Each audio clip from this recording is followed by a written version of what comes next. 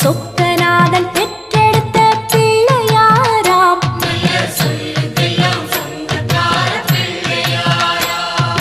கைலாய மலைய விட்டு தெற்கே வந்தாராம். இந்த பிள்ளையாரு பட்டி கண்டு இருந்து விட்டாராம்.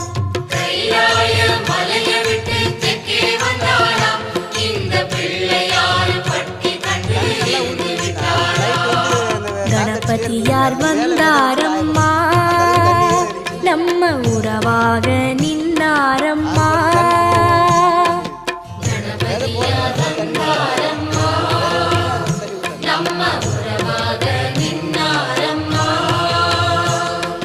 சொக்கநாதன்